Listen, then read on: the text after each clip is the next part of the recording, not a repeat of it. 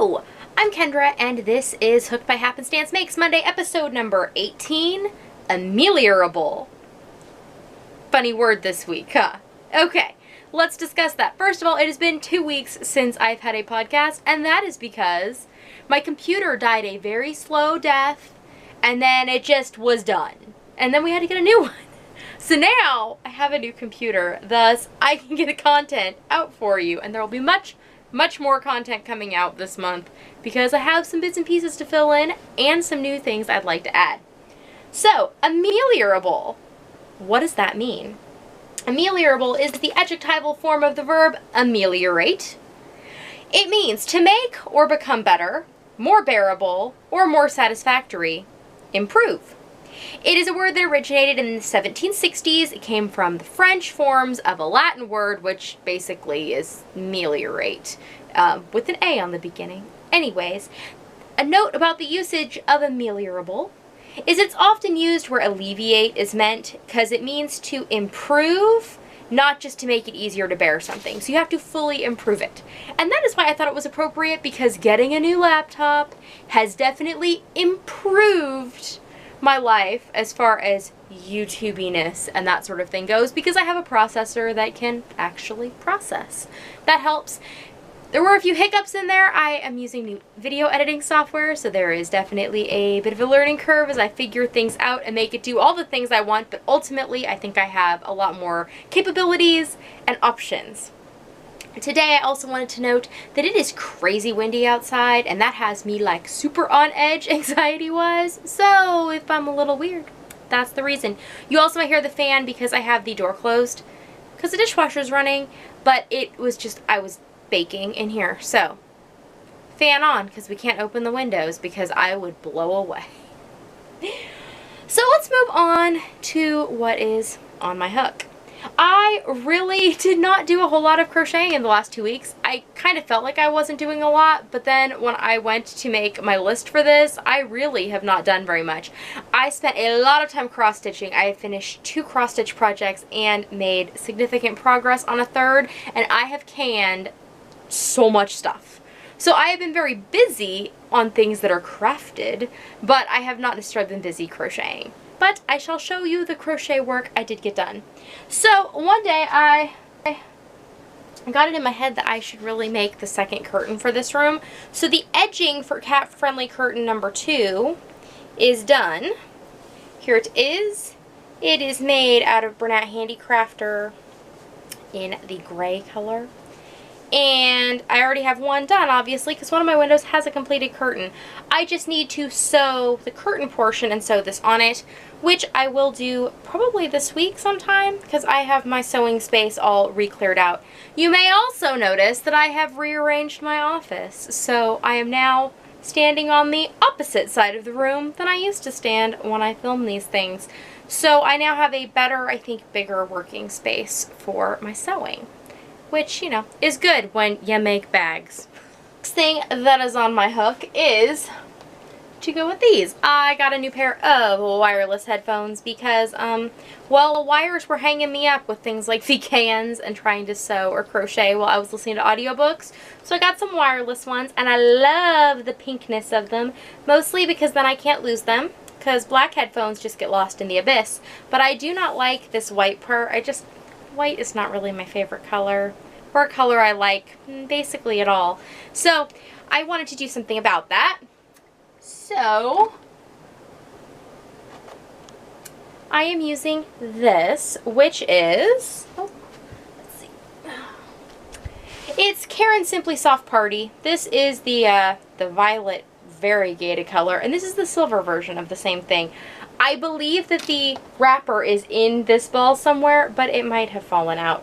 So I am just making it up as I go along. I am using a size E hook, which is 3.5 millimeters, which is pretty small, but I wanted a fairly tight gauge because this is just going to wrap around the headband part, and then I think I'm going to add ears because that just sounds really fun to me, so I think I'm going to add ears. But I have only gotten this far. I worked on it for not very long at all, right before I went to a VKN last Friday. or this Friday, the Friday that just happened. I went to VCAN and I worked on this before it, but then I stopped. So I need to pick this up and finish it, along with the other small projects I seem to keep picking up, starting, and then not finishing. But that's, you know, a constant problem that must be faced when you craft, is don't pick up all the small projects, just like focus, right? Focus. There is one more thing on my hook that I worked on this week, and it is ultimately going to be a fairly significant project, but I still think I'll be able to get it done pretty quickly. Here it is. I am making a cardigan. I'm making another one of the Carberry cardigans that I've made before. This is what I'm calling my blue cardigan. And it is a paid-for pattern by the Velvet Acorn. I've made two for my daughter, and this one is going to be for my mom because she asked for one, and she said she liked the pattern my daughter's was in. So I'm using the same pattern, and it turns out that my mom's measurements with very little change will fit into the same size pattern as my 8-year-old. So I am working on that. This is some more mystery yarn that I bought at Joann's on like sale. It came in a, you know, these mill end bags. Here's what one of the bags looks like. Oh, don't want to dump that on the floor. I have no clue what it is, but this bag had been on sale for $4.99, and then I had a 20% off coupon. So this is going to be a very inexpensive project, which is good. And I've already definitely gotten my money's worth out of that sweater pattern, because I don't usually pay for patterns. Not that I have an aversion to paying for patterns, because I've heard from some people lately that have major problems with paying for patterns, and that ultimately makes me mad, because like, people spend time on them, and so I value buying them. I just don't feel in a position to always buy patterns, especially if I can either come up with it on my own, or there is a free version I like just as well that's very obvious. Or it really bothers me when people have paid for patterns that are like so simple that you're kind of thinking a lot of yourself to have someone pay for it. You know what I mean? Anyways, but this pattern I've definitely gotten my money's worth out of and been very, very happy with. It's written fairly well. There's one part at the beginning that's a little wonky, and I remember now as I was doing this, I was trying to count, and I thought it was because I was trying to do this while I was talking to some people, and then I counted and I was like, no, I think it's just written kind of weird. And I realized I printed out 2 copies because I printed one out the first time I made the sweater, and I made some like notes on it, and then I couldn't find it, and so then I printed out a second copy when I made the next sweater, and I didn't put notes on that one because I found the one in the middle. Anyways, I noted that there was a weirdness to the way some of the rows are numbered. The math works out, the row numbers are funky. But that happens sometimes when you have patterns that don't necessarily like give you a consistent row numbering, that kind of break it up into sections and number those sections. That is not my preferred way to make garments, but yeah, it works and the pattern is very good. So I would recommend the Velvet Acorns Carberry cardigan, or however you pronounce that word. I made it up. How to pronounce it, not the word. So I'm hopeful to get this done fairly quickly. My mom's birthday is on October 12th, so it might be done by then, or it might be made for Christmas. I don't know. It'll be done when it's done. But it's something I'm working on, and I'm enjoying it, and I am enjoying the yarn, so that is good. And I'm using a J hook, which is bigger than called for in the pattern, and I'm guessing based on the weight of yarn, slightly bigger than recommended for the yarn, but I really like the kind of open but closed gauge it's giving me, which I think will be really a nice weight for where my mom lives. Okay, moving on to what is off my hook. I did manage to finish 2 things in the last 2 weeks, and they're both substantial in size, and I think I started both of them. I forget if I started this before I podcasted last, but I might have started this since then as well. So this is what I'm calling my giant Jiffy wrap. So I believe this is Lion Brand Jiffy. These had all been kids' hats that I had made and was unhappy with the sizing of, and so I had frogged them. I think right before I started doing Freaker Frog videos, or they might be in the first one. I forget. Some things start to blend together after a while. So I just made up this pattern and this odd shape. It just started with some increasing, and then I got to a point and I did some decreasing, and I just kept picking up the balls. Actually, to decide the coloration, I took and I rolled up all the balls I had, and then I grouped them by color, and then I basically just made a list that said like green, 1, 2, 3, 4, whatever. pink, 1, 2, whatever, variegated, whatever. And then I went to random.org, and you can make an organized list that's randomized. So I just randomized the numbers from like 1 to 15 or whatever it was. And then I just picked those balls up, and I decided that like the first one was the smallest of a size or of a color, and I just worked my way through that way. So I randomly decided on these colors, but I did not do it. I had them randomly assigned to me by the computer. So this is Giant, and I'm going to be very warm in it, and I like it. It's kind of, again, it's another weird thing, but I kind of like that it has, I've played with it, and when I'm looking in a mirror, there's a lot of ways I can play with it, that it'll just give me a lot of options come when it gets cold, which I like. There's, I don't know, a bunch of different ways I found to wear and wrap it and do the things, and it's just, it's cozy, and it's also very weird to try and put on when you can't see yourself, because this is something that I definitely need to see to put on. But I'm sure you will see it this winter, because I already want to curl up in it, other than the fact that I'm very, very warm at this very moment. But I can envision myself being cold in the future and putting this on and being cold no longer. So that is good. I had initially actually added 2 more balls of color, and then it was too big. So we'll see. I'm going to try wearing it some with this pink. This pink I might ultimately take out. It might be one section too big for the way I want to wrap it. But I am, like I said, looking forward to it, and it's washable and all those things. And yeah, I'm just glad to see this yarn finally get used, because the hats that I had were not making me happy. I made them for sale, but then I never wanted to sell them because I wasn't happy with them.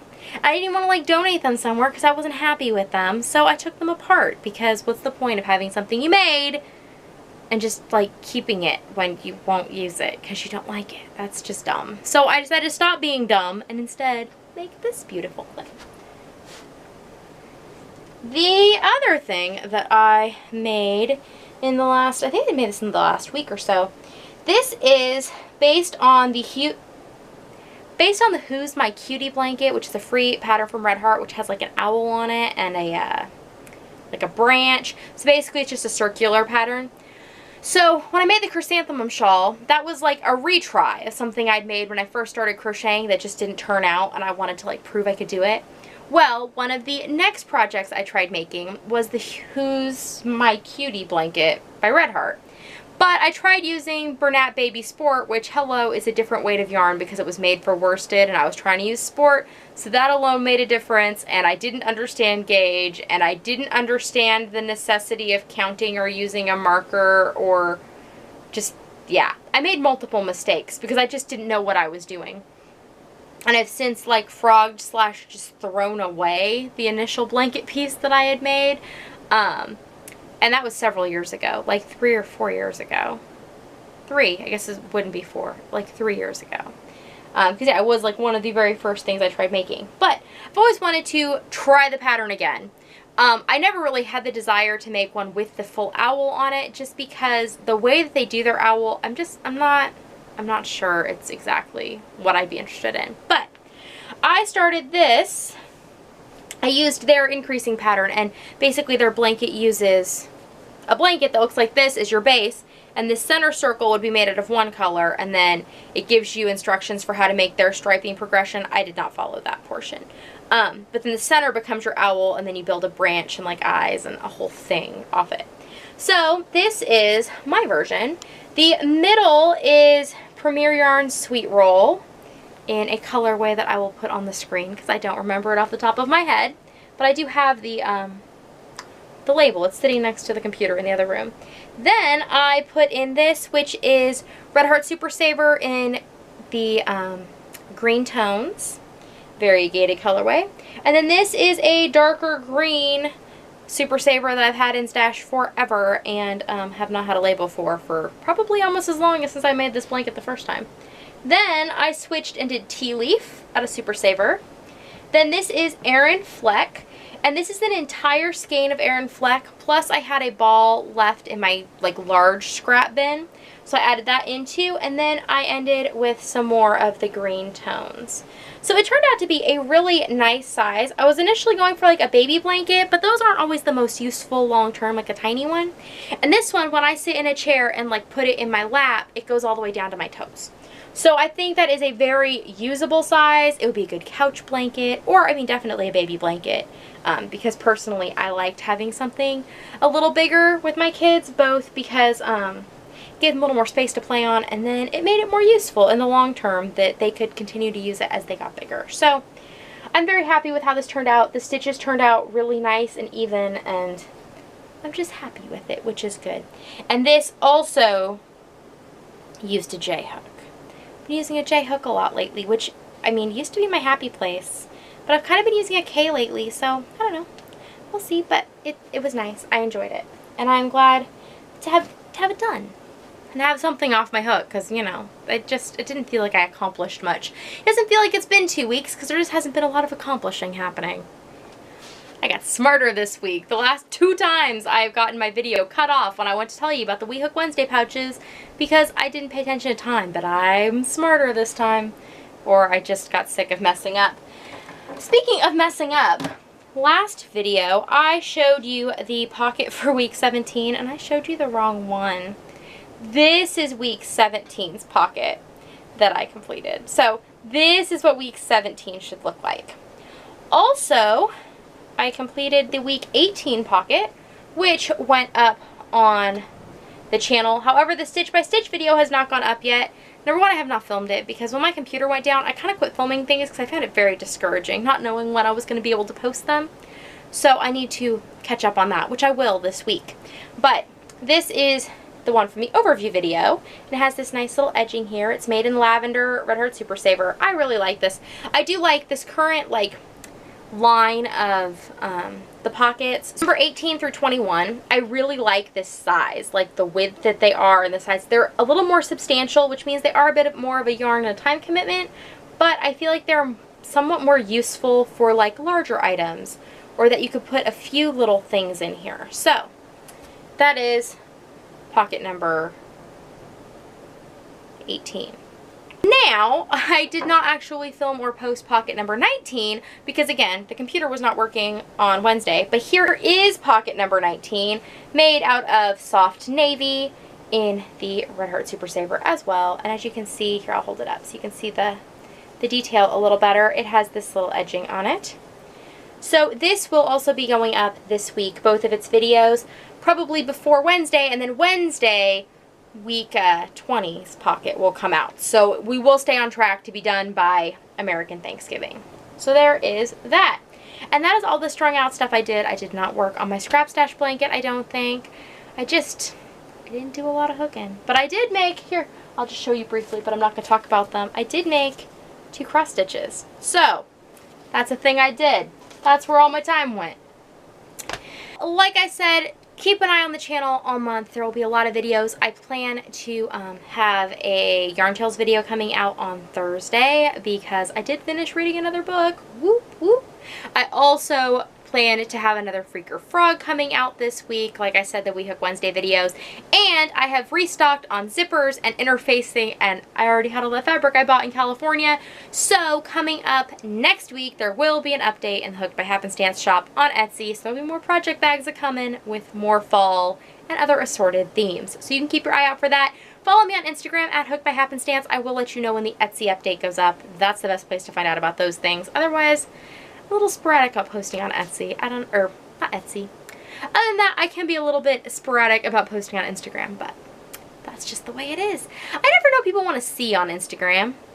I don't know. And I'm not really like a post a picture of my cat person, so I just try and post some things, but not the same things I'm going to show you here, because between this and my daily vlogs, I feel like that gets a little repetitive. By the way, I guess I should mention here, I daily vlog on another YouTube channel because I had several people that have found it kind of in roundabout ways and were surprised. So I'm telling you now, I daily vlog. If you look on the side of your screen, there is a link to the Happenstance Place channel. Every day I post a video there about what I've been doing that day. And through the month of October, I'm also posting videos about what I make to eat. So if you're interested in those things, check out the vlog. And I will see you all next week. Bye!